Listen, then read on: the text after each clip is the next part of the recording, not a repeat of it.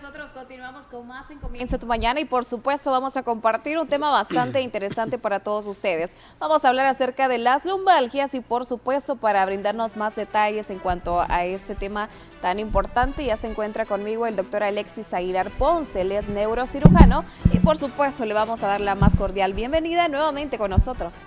Sí, buenos días, muchísimas gracias por la invitación, un saludo para todos nuestros televidentes y efectivamente hoy vamos a abordar un tema de los más comunes que tenemos en nuestra especialidad, ¿verdad? ¿Quién no ha sufrido de un dolor en la espalda, ¿verdad? De espalda baja, que a veces lleva incluso a la incapacitación del paciente, ¿verdad? Disminuye la deambulación y pues comienza a tener un cuadro clínico bastante agresivo, ¿verdad? Entonces tocaremos este tema.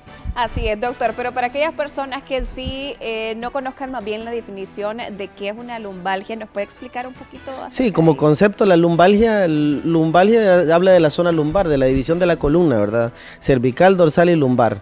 Y algia es dolor, entonces dolor en la columna lumbar, o sea, columna baja.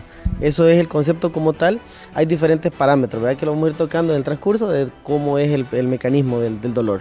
Y en este caso, ¿cómo se podría presentar? Para ir entrando en materia, doctor, ¿cómo podríamos nosotros lograr identificar pues algunos de los síntomas que nos provienen también de las lumbalgias?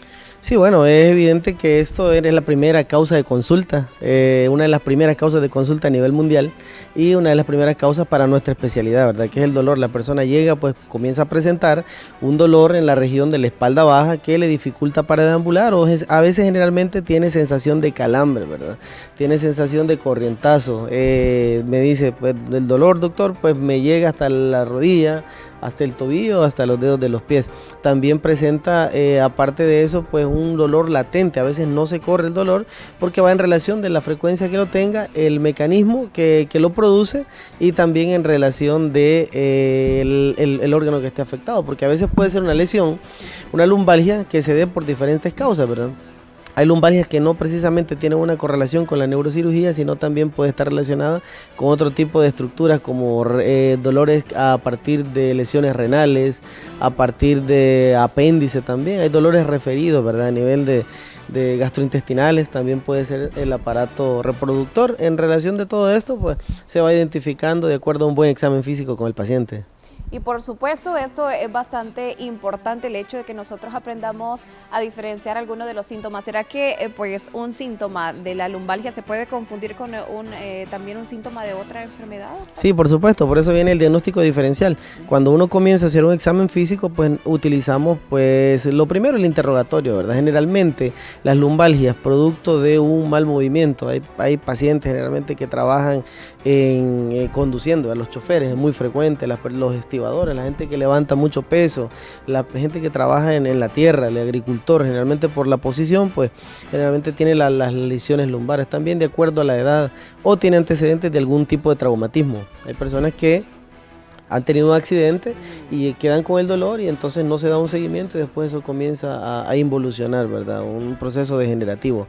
Pero también cuando comenzamos a estudiar pacientes hay a veces infecciones del tracto urinario que producen dolores lumbares. El paciente ya con el dolor, entonces cuando uno los comienza a examinar no tiene maniobras de elongación ciática, es decir, nosotros levantamos la pierna en 20 o 30 grados y el nervio debería tensarse cuando está bajo compresión o un mecanismo irritativo. En este caso no. Y en este caso, ¿en qué áreas de nuestro cuerpo se pueden presentar dolores lumbares? Sí, el dolor puede comenzar directamente a nivel de la zona lumbar, es decir, la espalda baja, y puede también irradiarse hacia el glúteo, hacia la pierna o directamente todo el miembro, ¿verdad? Puede ser unilateral en un principio o bilateral. Recordemos que esto tiene tres parámetros, perdón. Los parámetros están en el síndrome irritativo, que es cuando comienza esto que irrita el nervio, es decir, como cuando nos pasa algo en la piel, se irrita algo por el calor o el frío, entonces se irrita. Esto comienza con un dolor latente, agudizado. Luego está el síndrome compresivo, que ya es un poco más y produce ya trastornos motores, es decir, que dificulta para deambular, para caminar, el paciente le dificulta, incluso tiene que tener posiciones forzadas para acostarse, se acuesta generalmente en posición fetal, ¿verdad? De ladito, para expandir la columna y siente bastante alivio. Y está el síndrome obstructivo, que es total, cuando el dolor bien tiende a desaparecer, pero ya queda con un defecto motor, es decir, queda con el defecto del movimiento de alguna zona específica del miembro.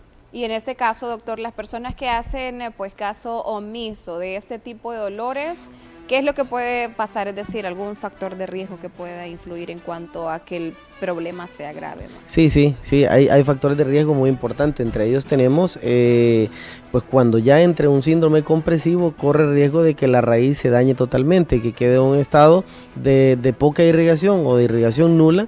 Entonces eso tiende a ser una necrosis. Esta necrosis produce que le dé al paciente pues una secuela permanente, ya una secuela para deambular, ¿verdad? Un pie péndulo, o también trastornos asociados de acuerdo al mecanismo, ¿verdad? Trastornos asociados a la micción o la defecación también. Usted utilizó un término irrigación hace un momento. ¿Será que nos aclara para las personas que sí, no saben? La irrigación sanguínea es cuando usted tiene, por ejemplo, si se comprime el dedo, por ejemplo, se ve que se va poniendo color azulado, ¿verdad? Entonces, porque no llega la irrigación sanguínea. Al no llegar, pues entonces estas células comienzan a morir y entonces ya se daña pues, de forma permanente, porque recordemos que este es parte del sistema nervioso. Entonces las neuronas y todos los axones pues tienen que tener una irrigación determinada, o sea, la irrigación sanguínea determinada para poder tener vida, ¿verdad? Que la sangre. ¿Será en este caso, doctor, que las personas que no se traten este problema en cuanto a las lumbalgias pueden perder la movilidad en alguno de los miembros inferiores? Sí se puede. Con un síndrome obstructivo total se puede ya directamente pues tener una lesión. Recordemos que hay diferentes parámetros en los cuales podemos dictaminarlo, ¿verdad? Hay hernias discales simples que pues con el proceso dura mucho tiempo de evolución, pero hay lesiones traumáticas como el síndrome de Bastián, que es una sección medular total que produce ya pues otro tipo de cuadros más agresivos, que el paciente pues ya tiene secuelas permanentes. Hay otros que son de forma congénita, ¿verdad? Como los mielomeningoceles u otros asociados que pues van en evolución desde el nacimiento. Es relativo, hay los otros que son por procesos degenerativos, que esta es la consulta más frecuente, ¿verdad? Cuando llegan nuestras personas después de los 30 años, ya comienzan con sus dolores, ¿no? Las quejas de la edad, dice el paciente. Exacto. Pero es algo que es bien común porque comienza el deterioro. Recordemos que la hernia discal es una de las más frecuentes. ¿Qué sucede con esto? Que entre vértebra y vértebra hay un disco, tiene forma de disco, un núcleo pulposo y un anillo fibroso, entonces este comienza a deshidratar. No sé si se ha fijado usted que las personas cuanto más edad tienen se van haciendo como más pequeños. Exacto. ¿Verdad? Sí. Dice, lo recuerdo un poquito más alto, pero es por esto que se comienza a deshidratar los discos intervertebrales. Entonces cuando estos tienen un proceso de mayor ajetreo, por decirlo así, que entra L4 y L5, o sea, lumbar 4 y lumbar 5 y sacro, esa zona es la más móvil del cuerpo, es la que permite hacer la rotación, permite que el paciente se pueda inclinar hacia adelante, todo este tipo de cosas. Entonces es la zona más móvil, entonces es la zona que más vulnerable es. Entonces se rompe el anillo fibroso y comienza el núcleo pulposo a salir porque se ha deshidratado, se pone como más tostadito, por decirlo así, ¿verdad? Para palabras más comunes. Entonces se rompe y sale la hernia. Una hernia es una protrusión a través de este orificio que se ha roto, ¿verdad? Y en este caso, doctor, ¿mediante qué estudio se puede más bien identificar que un paciente está pues presentando problemas de lumbalgia? Sí, un buen diagnóstico se hace con dos parámetros. Primero la anamnesis, ¿verdad? Interrogar al paciente, ¿no? ¿Cómo comenzó el dolor? No, el doctor comenzó el dolor pues hace tanto tiempo porque hice un movimiento, porque me agaché y cuando me levanté me dolió muchísimo, no me pude enderezar. Entonces es lo primero. Lo segundo, el examen físico, ver las maniobras de elongación ciática, estirar el nervio, todo lo que nosotros hacemos, lo ponemos a caminar en puntita de pie, con los talones, los estudios de conducción que hacemos y luego vienen los estudios de imagen. Que esos comienzan desde el más simple, que es un rayos X, podemos ver el signo del pinzamiento discal o el del bostezo que podemos nosotros determinar, aparte de los signos de artrosis que pueden aparecer o no en este. Y luego de esto, pues los estudios básicos, que es la resonancia magnética, donde nosotros podemos ya ver directamente pues todo el canal medular en su complejidad, ¿verdad? Y podemos ver si hay hipertrofia de ligamentos, podemos ver si hay hernias discales o algún otro proceso como luxación o luxofractura de alguna vértebra. Y en este caso, doctor, el tratamiento o más bien lo que se procede a hacer con el paciente, pues va a depender, me imagino, del grado que tenga más bien de avance en cuanto a que no se ha tratado, ¿verdad? Pero ¿será que se hacen estudios únicamente o más bien el tratamiento según la lesión del paciente tiene que ser mediante alguna cirugía o solamente son tratamientos que el paciente puede tomar? Sí, son dos parámetros, Primero, identificar la causa, ¿verdad? Identificando la causa sabemos qué vamos a hacer con el paciente. Y lo primero, pues, es una hernia discal que es bien frecuente o una luxación o algo. comenzamos con un tratamiento médico. El tratamiento médico de acuerdo al grado de evolución que lleva el paciente, ¿verdad? Donde ahí van los relajantes musculares, los analgésicos, la vitaminoterapia, que es muy importante en esto, y los esteroides, que se agrega un poquito. Y entonces después de eso la evolución se da y seguimos con los estudios de imagen evolutivo en 2-3 meses y determinamos qué vamos a hacer con el paciente. Si el dolor no cede, entonces, o si la hernia es muy grande, evidentemente desde el principio la vemos, pues el tratamiento es eminentemente quirúrgico, ¿verdad? Hacer una laminectomía, descomprimir la zona y entonces ya proceder a aliviar el dolor, porque es un dolor bastante complejo. Ok, bueno, pero algo que se me olvidaba también y que se me escapaba preguntarle es también si las personas, de acuerdo a la forma o la postura de dormir, o sea, a la hora de dormir, ¿será que también puede influir a que se presenten problemas de lumbalgia? Sí, muy buena pregunta. Son los dolores lumbares posicionales, es muy frecuente, es muy frecuente. Hay personas pues que los hábitos de postura no son los más correctos, se sientan así. Exacto. O así, y la verdad que bueno, hay que conservar así como usted está ahora mismo, ¿verdad? Okay.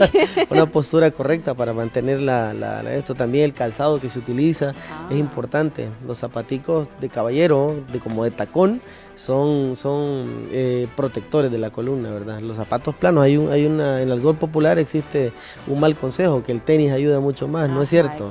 No es cierto, el que ayuda mucho más son los zapatitos de tacón, porque protege la columna. El golpe de talón no va directamente a la columna, porque el tacón protege, entonces ayuda muchísimo. Lo otro es la posición para dormir. Personas que tienen un dolor lumbar, pues dormir en posición fetal ayuda muchísimo porque expande la columna. Cuando usted duerme así, en arco, o de cucharita con eso. Sí. Entonces eso ayuda muchísimo, ¿verdad? Expande bastante la columna. Son las posiciones más recomendables. Más recomendables. Y lo otro, las recomendaciones básicas, ¿verdad? Que es no levantar cosas pesadas, no hacer movimientos interpestivos, tratar de mantener una postura correcta, como estábamos hablando, y bueno, y tomar el medicamento básico y hacerse el estudio correcto, ¿verdad? ¿Algún consejo de modelo de prevención, doctor?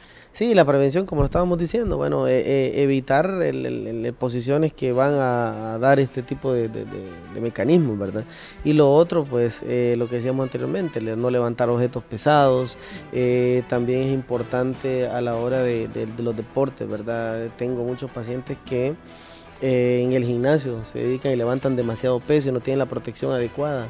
Es muy importante. Las personas también que tienen trabajos como estos, así, ¿verdad? Que tienen que tener su protección, como los estibadores, los choferes y estos que andan en el campo, ¿verdad?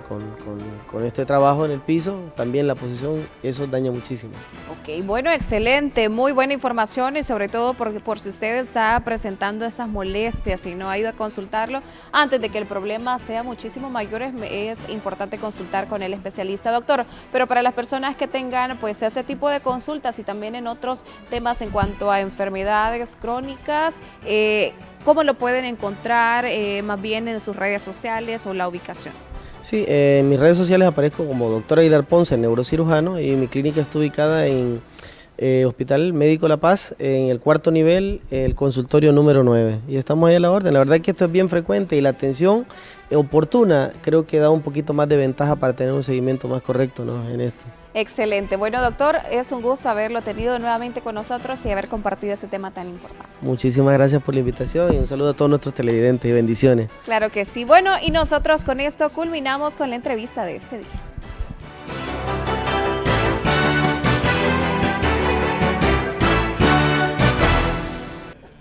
Bueno, y a continuación nos vamos a ir a una breve pausa comercial, pero al regresar usted debe seguir con nosotros. ¿Por qué? Porque vamos a presentarle lo último en cuanto a los deportes. Ya volvemos.